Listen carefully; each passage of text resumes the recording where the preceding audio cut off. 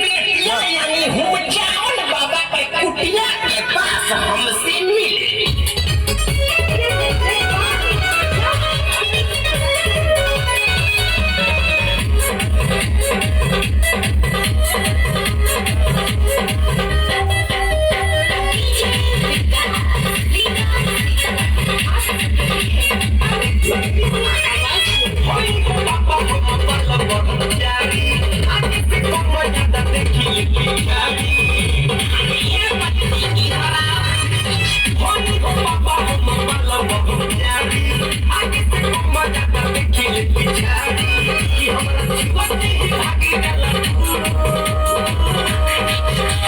बाबा हमर गोड़ खहराता, कोमर पिराता, कपार टोन टोन मारता।